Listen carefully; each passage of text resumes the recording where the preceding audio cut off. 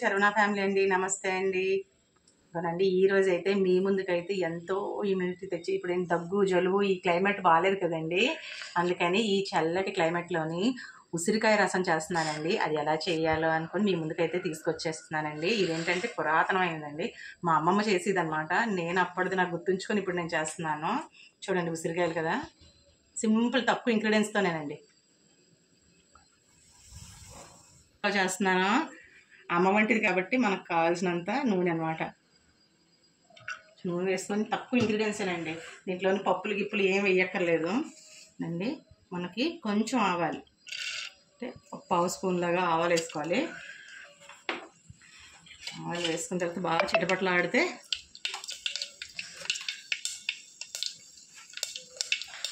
మనకి ఎండుమిర్చి పచ్చిమిర్చి దీంట్లో వాడడం, పచ్చిమిర్చి అలాగే వెల్లుల్లి ఇవ్వనండి. ఉల్లికాడల్లో ఉంటుంది కదండి పువ్వు, ఆ పువ్వు అండి. కొంచెం కరివేపాకు చాలా మంచిదండి. మా అమ్మమ్మ మాకు చలికాలం వస్తే చేసి ఇచ్చేవారు అనమాట. చూసారు కదా, దీంట్లోని మనం కారం ఏమి వాడమన్నమాట. బాగా దోరగా వేయించుకోవాలి. వేయించుకున్నాము బాగా దోరగా వేయించాలి కదండి. అప్పుడు ఒక కప్పు మనకి ఉసిరికాయ తురుము అనమాట. చూసారు కదండి, ఉసిరికాయ తురుము చేసుకున్నాను.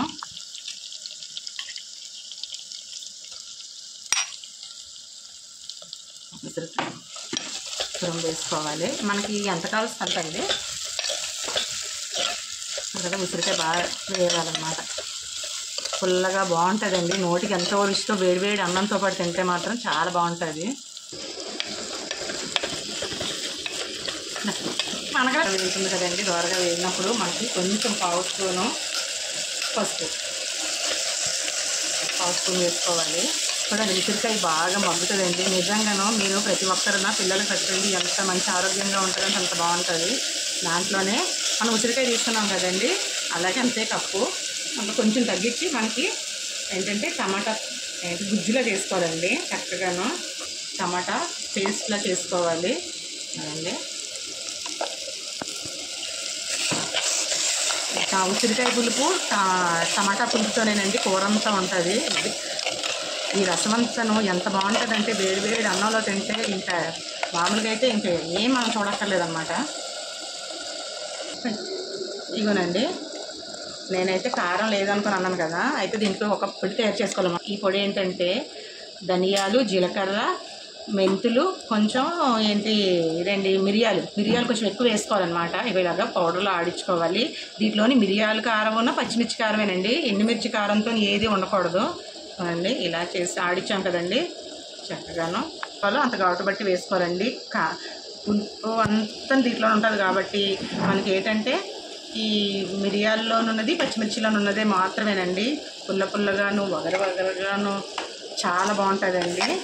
ఇలాగ కాసేపు మనం మగ్గనివ్వాలి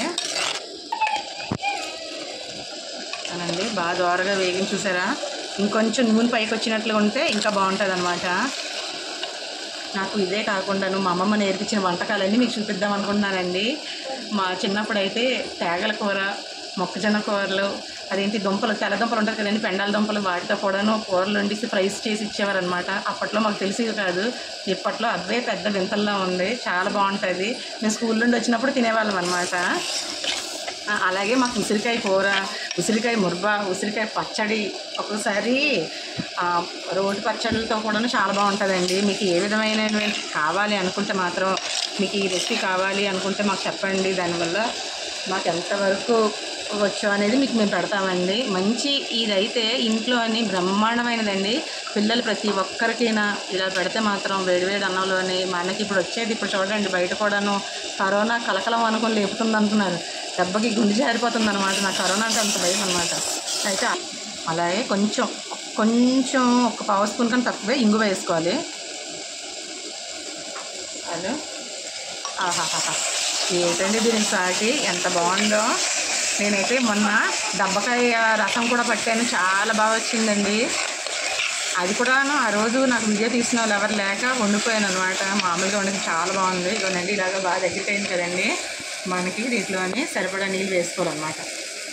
పులుపు ఆల్రెడీ దీంట్లోనే ఉంటుంది కాబట్టి మనం ఇంకా పులుపు కావాలి అనుకుంటే మాత్రం మనం ఏం చేయాలంటే మనకి ఇంకా ఈ పులిపే చాలా ఎక్కువ అండి. ఇంకా పులుపు కావాలనుకుంటే మనం నిమ్మకాయ కూడా పిండుకోవచ్చండి. నాకైతే నిమ్మకాయ అవసరం లేదు. ఉసిరికాయ కానీ తర్వాత మనకి టమాటా కానీ బాగా పేస్ట్లా చేసి ఉంచాం కాబట్టి మనకి ఎక్కువే అవుతుంది. అది చాలా బాగుంటుంది. ఒక 4-5 పొంగులు వచ్చిన వరకు బాగా మరగనిస్తే చాలండి. నేనైతే చిన్నప్పుడు మా అమ్మమ్మ చేసిన టేస్ట్ అయితే వస్తుందో రాదో నాకైతే తెలియదు, కానీ నేను మాత్రం బాగా చేశాను అనుకుంటున్నాను. చూసారు కదా, భలేగా ఉడుకుతుందండి. కొత్తలాడుతుంది భలే కదా. ఇప్పుడు మనం ఇలా కొత్తలాడుతున్నప్పుడు దానికి సరిపడే సాల్ట్ వేసుకోవాలన్నమాట. అదే సైంధవ లవణం. నేను ఉప్పు అన్న సాల్ట్ అన్న మా పిల్లలు సైంధవ లవణం అనుకుని వెనక నుండి అంటారనమాట. చూడండి ఎంత బాగుందో. దీంతో పాటు నేను చక్కగాను ఏం చేస్తానంటే ఉసిరికాయ పప్పు కూడా చేస్తాను, ఉసిరికాయ పచ్చడి, తర్వాత నేమంచి రోటి పచ్చడి, ఇవన్నీ కూడా పెడతాను. అలాగే మా ఛానల్ కానీ మీకు నచ్చినట్లయితే లైక్ చేయండి, షేర్ చేయండి, సబ్స్క్రైబ్ చేయండి, ప్రతి ఒక్కరు సపోర్ట్ చేయండి, మీరు కామెంట్ చేయండి మీకు ఏ విధంగా. అలాగే మేము లైవ్లో కూడా పెడుతున్నామండి. లైవ్ కూడా ప్రతి ఒక్కరు వచ్చి మాట్లాడొచ్చండి. అలాగే ఇంకోటి నెక్స్ట్ ఏంటంటే ఈ రసం కూడాను మరుగుతుంటే చాలా మంచి స్మెల్ అయితే వస్తుందండి. నిజంగా ఫ్రెండ్స్ చాలా బాగుంది. పిల్లలకైతే చాలా మంచి ఫుడ్ అండి ఇది. ఎంత మంచిదంటే ఇప్పుడు రోజుల్లోని జలుబు దగ్గు జ్వరాలు అనుకొని గొంతు నొప్పితో చాలా ఇబ్బంది పడుతున్నారు. మనం ఉసిరికాయ తినడం వల్ల కూడా చాలా మంచి రోగనిరోధక శక్తి చాలా పెరుగుతుందన్నమాట. చాలా మంచిదన్నమాట. ప్రతి ఒక్కరు ట్రై చేస్తారని మీ ముందు తీసుకొస్తున్నానండి. మా చిన్నప్పుడు అయితే చక్కగా తిన్నాం మేము, అందువల్ల ఇంత హెల్తీగా ఉన్నాను. నేనైతే మా పిల్లలు నవ్వుతున్నారనమాట చాలా చక్కగాను. మా చిన్నప్పుడు అనగానే మా పిల్లలు అనుకొని చూస్తున్నారు. ఇక చూస్తారు కదండి, నిజంగానో ఇలాంటి మంచివి నా అమ్మమ్మల నాటికి అన్నీ నేను తీసుకొస్తానండి. ఇలా చక్కగా బాగా మరిగింది కదా, మనకి ఇంకొద్దిసేపట్లోని కొంచెం నూనె పైకి తరలుగా వచ్చేస్తుంది అనమాట. అప్పుడు మనం పక్కకు పెట్టేసుకుంటే సరిపోతుంది. వేడి అన్నంలోని దీంతో పాటు మంచి పచ్చడి, మనకు ఆవకాయ కానీ ఉసిరికాయ పచ్చడి కానీ ఇంత పెట్టుకొని తింటే కూడా చాలా బాగుంటుందండి. అలాగే మీకు కానీ మా ఛానల్ కానీ నచ్చినట్లుగా అయితే నేను ఈ మొక్క చెప్తానని మా పాప ముందే అనేస్తుంది అనమాట. మళ్ళీ అన్నావా శరవణ ఫ్యామిలీ అనుకొని